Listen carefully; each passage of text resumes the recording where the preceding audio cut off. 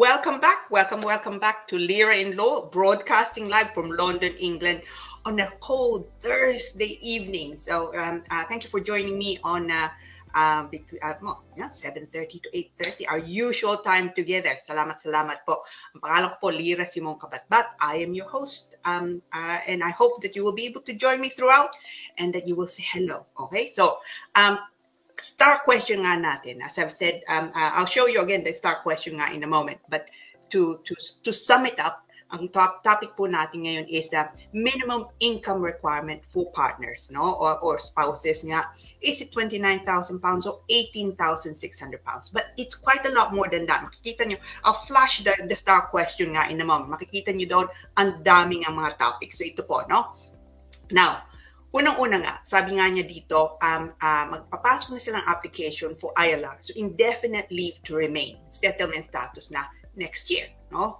Unang niyang tanong nga, kailangan pa ba niyang magbayad ng IHS, which the IHS is short for Immigration Health Surcharge. So applicants are required to contribute towards the NHS, and that is what it is. So hindi nga lang yung application fee kailangan yung bayad, but also IHS, Immigration Health Surcharge nga. And the amount depends really on how many years you are looking for. Okay, so it can be quite a lot. So for example po, no, the Immigration Health Surcharge has recently gone up. Well, in the beginning of the year nga, it's now calculated at £1,035 per year per adult. Okay, so it's quite it's quite a bit. And for children, it's a little bit less, £776 per annum for each child nga under the age of 18. Same actually goes for students. So mas mababa nga. So sa'yo, you are looking to apply for if you're applying for an extension nga as a spouse, so we're going through the question, then ang bayad nga potentially is 1,000, well, not potentially, will be, if it's the second lot of extension nga, 2.5 years, you're looking at £1,035 times 2.5 years. Na yun bibigay nga sa'yo. And para sa mga bata, it's £776 pounds times 2.5 nga din. So, ang laki, no? So, you're looking at a spouse application. Kung spouse application, papasok nyo nga, the IHS surcharge, because it's 2.5 years, amounts to £2,587 50p, I think, no? So, it's a lot of money, okay? Now, good news to you who posed the question, you don't have to pay IHS, okay?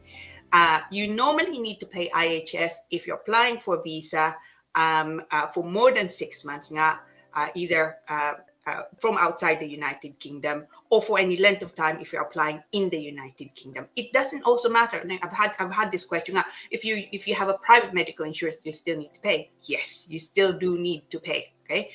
But you do not need to pay if you're applying for indefinite leave to remain. So yung sabi mo nga dito, next year, magpapasok na kayo ng indefinite leave to remain dahil lagpas na kayong 5 taon nga dito. Now, just be clear also, no? Sabi mo nga dito, you still have to pay even though you're a care assistant. Now, you don't need to worry because magpapasok ka ng indefinite leave to remain regardless kung ano nga ang trabaho mo. But there are also exemptions, or you can claim back money, shall we say, if you do certain jobs. One of which is if you're a carer, care assistant nga, there's a possibility of getting some money back. The IHS I'm talking about, no? Pero sa iyo at saka mga bata, dahil indefinite ng application nyo, hindi nyo kailangang magbayad nga ng IHS, ng Immigration Health Surcharge, yun ang una. So that's some good news. Now, having said that, you are required to pay a higher, immigration application fee. I'll tell you what that is in a moment nga. So yun ang una. Now, so you don't need to pay for applying out for indefinite leave to remain. Now, tanong mo nga din ito. So siguro itong sitwasyon, and I have quite a few clients nga in this situation. Dumating ka dito, siguro, as a spouse, no? May asawa ka, pinitisyon ka, nandito ka na. Yung asawa mo, either indefinite siya, o kaya maybe British nga, or indeed, leave to remain on any other basis. Pero nandito ka na nga, in your case, spouse visa ka, no? So, mahigit ka ng 5 taon nga dito, mag-5 taon ka na nga, and you now want to see about making an application for indefinite leave to remain, for settlement status nga basically. Now, anong kailangan mong pakita? Now, nung dumating ka dito before 2023, no? You made the application obviously before the 11th of April 2024. There is a reason why I'm giving you that date.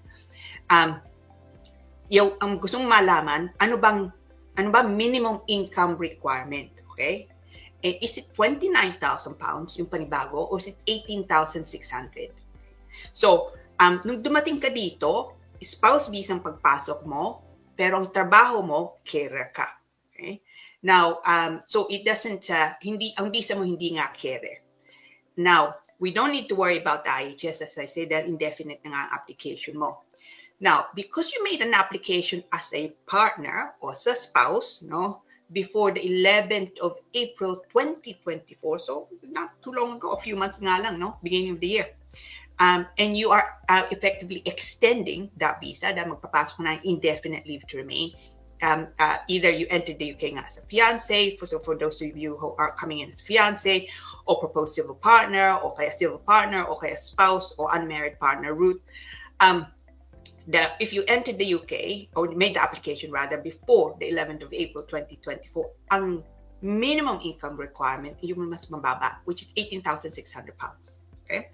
So sa'yo, 18,600 pounds. If you apply, if you got your visa nga before, if you applied before or after the 11th of April 2024, so ngayon nga lang, yung mas mataas ang kailangan yung pakita, which is 29,000 pounds, which can be difficult sometimes nga. No? So, yung visa mo, your leave to enter was granted well before the 11th of April 2024. So, it's the old law that applies, yung lumang batas. Now, ibig sabihin, may anak kayo, may mga anak nga kayo, hindi nga lang 18,600. Beware, okay?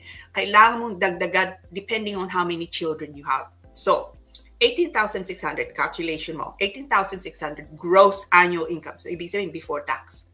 Kailangan yung dagdagan ng 3,800 for the first child and then 2,400 for subsequent children. So, sa inyo, let's just take, hindi mo sinabi dito, but let me take the example na you have, say, 1 child or 2 children. So, sa iyo, hindi nga lang 18,600. So, kung meron kayong isang anak, then the limit goes up to 22,400. Kung dalawang anak nyo, then it goes up to 24,800. So it's 18,600 plus 3,800 plus 2,400. That's how I calculated it. So yun ang kailangan yung kita. So tatlo nga kayo, ikaw tsaka yung dalawang bata, under 18 nga sila, ang limit is 24,800 pounds with a cap of 29,000. So kahit marami kayong anak, you're not required to show more than 29,000 pounds. Okay? Maximum 29,000 pounds, but kung dalawang anak nyo, 24,800. Now, I know 24,800 is quite a lot of money. So, question mo nga din, can you combine, your income? So, nandito ka, nagtatrabaho ka as a carer, no? Ewan kung uputan ka, part-time ka nga dito sa carer. But alam ko, hindi naman malaking sweldo ng mga carers, unfortunately. Ang asawa mo, baka carer nga din siya, no? But ang sweldo mo nga, hindi nga 24,800 o 22,400 kung isa nga lang bata, o hindi 18,600. Si Mr., baka hindi nga din sapat. Can you combine? The answer is yes, you can. Okay? Which is great. Dahil meron kang permiso na magtrabaho nga dito, which means that you can add your income. So sabihin natin, ang income mo 14,000. Okay? Si Mr., ang income niya 14,000. Together, of course, that makes 28,000 pounds. More than enough. Okay?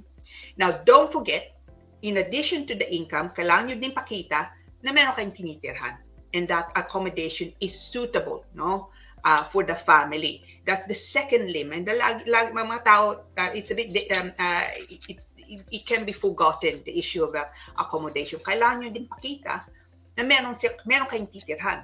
Kung 2, 3, 4, 5 mga bata, no, then you need to be able to show that the income is the accommodation is of course sufficient for the whole family. So ingat nga din kayo kasi the financial requirement is twofold, yung ang income at saka yung accommodation. So now, kung magpapasok ka ng indefinite leave to remain, magpapasok kayo ng indefinite leave to remain next year, let's look at the process. Okay?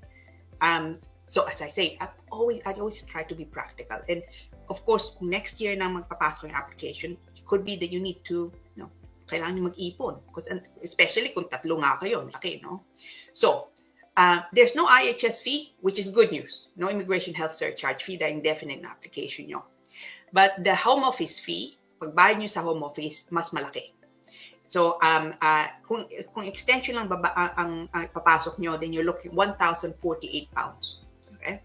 But because you're applying for indefinite leave to remain, ang bayad sa home office is 2,885 pounds per applicant. No discount for children. So, kung tatlo nga kayo, then you're looking at 2,885 times 3. So, kung next year ng pagbayad, magpapasok kayo indefinite leave to remain, umpisa nyo na mag-ipon nga ngayon. Okay? Because obviously, it's quite a lot of money. So, it's quite a lot. But of course, what you would then gain, kung makuha nyo nga, is indefinite leave to remain. Permanent status, not settlement status in the United Kingdom. But when they say indefinite leave to remain, don't be careful also, no? May mga tao, kita ng visa nila, indefinite leave to remain o settlement nga, akala nila it's forevermore. Not always. Although, indefinite leave to remain means, yeah, tama, no? May settled status ka na nga dito. Pero kung lumabas ka, no? Natagalan ka sa atin, sabihin natin, lagpas ka 2 years dun sa atin, hindi ka na makabalik because may nagkasakit o ganoon, babawiin nila yung indefinite mo. Ibig sabihin, it lapses automatically. They don't even need to write to you. It just lapses automatically. 2 years absence from the United Kingdom, your visa lapses automatically, indefinite nyo. So be careful. Now, what can you do in order to guard against that possibility? Dahil okay, ngayon, hindi naman siguro problema dahil nandito nga kayo, nagtatrabaho kayo, nandito mga bata, dito sa nag-aaral, you need to be in the UK. But I've certainly had clients nga na, they go back, tapos nagandahan ang gusto nila sa Pilipinas, they maybe have set up a business, tapos nakalimutan na nila. O maybe ang plano nga, hindi na sila babalik dito. Tapos nagbagong isip, for whatever reason, lagpas ng 2 taon, problema na yon. Okay? That means you need to make a new application to be able to return to the UK to get your settlement status back. It's quite expensive and it can be difficult and it can be refused. No? There, kailangan nyo pakita that you have substantial ties, remain to have substantial ties in the UK. So what can you do to try and guard against that? Well, you can make an application for naturalization leading to a British passport. Okay? Alam ko, hindi mo tanong to, but I'm going to go there anyway, okay? Because in about 12 months' time, it may well be relevant to you, okay? Now, so if you become British nga dito, you can still become dual naman eh. So, ibig sabihin, Pinoy kayo and you're British also. So, you will not then lose the, the ability to purchase land, no? In the Philippines, for example. O kung gusto nyong umuwi sa atin, matagalan kayo o fugod na kayo sa atin, you're still Filipino then, because then you are dual citizenship. And the same goes for the children, of course. Okay? So let's have a look at that. Now, further good news to you, see, it's well worth posting questions because further good news to you is this. Kung yung asawa mo is Briton na, okay? Either became applied for naturalization, became British, or was British, no? You joined him nga in the UK. You can apply immediately, in fact, for naturalization. Kung Brito nga yung asawa mo. You don't have to wait the usual 12 months. Most applicants nga, so kung nakakuha sila indefinite leave to remain, kailangan nila mag-intay 12 months bago sila makapasok ng application for naturalization. That's the stage before British passport. Okay? So once you become naturalized, ibig sabihin British ka na. And then, of course, you can get your British passport. Now, if you are married to someone or a British, then that means you don't have to wait that usual 12 months. So sabihin natin, nagpasok ka ng indefinite leave to remain, nakuha mo ngayon. Okay? Bukas, or kahit ngayon, you can actually make an application for naturalization leading to a British passport, which is great, no? Because of course that means nga you can then become British that much faster, which can help when you're traveling o kaya dito din. If you're applying for jobs, it could be that they would want someone British potentially, especially if you're looking at the job that it requires you to travel. So it can be quite convenient nga to be dual. Okay. What about the children? See, the things I do for you. Okay. So alam ko hindi mo din tinanong to, but let's go there also. The children and British citizenship. Okay. Now, pagka nagpasok ka ng application, you can also, the children can also apply in line with you, okay, at the same time. But it's a different application, so beware. Ikaw, ang application mo, it's called naturalization. Sa mga bata, it's registration, okay? So it's still an application, but it's a registration application. Ang pangalan ng application formula is MN1. So where one parent is either British or about to become British through registration or naturalization, or and the child has been resident in the UK for say the last 2 years, and the child is settled in the UK, so may indefinite na nga, and both parents agree to the registration, and there are no issues with character, no ganon, then they can make an application also to be registered British. Pagka-British na sila, ibig sabihin, they will then be able to apply for British passport. That would be the next thing, like you, okay? Now, beware, say ikaw, when you make an application for indefinite leave to remain, and then later on for naturalization, kailangan mo yung test, ha? I'm sure it'll be okay, but there are 2 tests na kailangan may pasa. There's the Life in the UK test, yun ang mas mahirap. And then there's the English language, which must be at least B1 level, okay? I mean, matagal ka naman na dito, nagtatrabaho ka, so I can't imagine that the B1 is going to be a problem for you. But the Life in the UK test, at the moment, I have observed, and I'm keeping track now at the moment because it's, I'm noticing a trend, no? So I'm noticing that with Life in the UK test, my clients normally take about three times bago sila pumapasa. I think it's got harder since the time that it was introduced, which I think is probably nearly 10 years ago, if not about 10 years ago. And I think year on, no, it's getting harder and harder. So it's kailangan yung talagang pag-aralan, and hindi nga lang basta-basta. Okay?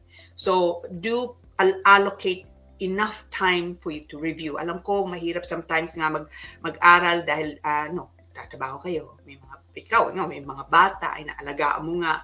So, pagod ka pagka dumating ka na. And the last thing you want probably is to read the book. There's an app which you can get on your mobile phone. So, kung nagbiyahe ka, you can just, go through some questions here and there. Hindi nga lang yung mga questions. They have a tricky way of putting the questions. So nakakalito nga, which ones you need to, it's multiple answer questions nga. Pero nakakalito. So I think you need to see it, but you can download it, as I say, on your phone. There's also a book for those of you, especially nga na want to see it. I mean, like me, want to see it in paper format, because I'm old-fashioned. I want to be able to feel the book. Okay, and actually, you shouldn't really write on books, but I have my own copy of it, and I do doodle on it. So it's and also if you go on YouTube, there are also some mock tests. So you're on. I'll allow time to actually really study for it. So yun, kailangan mo nga yun for the indefinite leave to remain. Further good news, I'm full of good news tonight. Now, further good news nga is once you pass that, yung naturalized for your indefinite leave to remain application, once you pass your B1 and the Life in the UK test, you can use the same tests, to apply for naturalization. Usually, they want you to show again, or they want you to show that you've done the B1 and the Life in the UK. So you can use the same thing, no? So that means that you don't have to pay again, which can be, I think one is something like £50 and the other one's like £200. So it's quite, it's not small amount of money. And also, of course, there's the time, the time element. I'm sure you probably, I have clients who've said, yeah, no, I'm happy to pay it if I don't have to, if I don't have to take the test. But you do have to take the test, and that means timing up. So it's not an easy test, but by no means, unfortunately. Okay, so importante nga po na you allow the time. So just to summarize, so una nga, question mo, do you need to pay IHS? No, you don't. Good news, ha? Mga bata din, they don't need to pay IHS. Now, you do need the tests though, the Life in the UK test and the B1 level for English nga. Can you combine your income? Absolutely, you can. Okay? So kung 14,000 ka, 14,000 ka, mister, hindi yung problema. Ano bang minimum income limit? Is it the 18,600 or is it 29,000 pounds? It's the 18,600 plus, of course, any element for children. So kung dalawang bata nga, that's a bit more. So it's 3,000, additional 3,800 plus 2,400 if you have 2 children. Kung isa lang anak nyo, it's 3,800 on top of the 18,600. Okay? Papasok nyo nga yun, and then pagka nakuha mo na yung indefinite mo, further good news, you can then make an application nga for naturalization immediately if ang asawa mo is British already. So you don't have to wait the usual 12 months nga. And then on top of that, pwede mong gamitin yung test na ginamit mo for the indefinite leave to remain, the Life in the UK test, and the B1 level English nga for the naturalization also. At the same time, you can also apply for the children to also for registration so that they too become British. No? And when you become British, you can then apply to be, you can then be dual.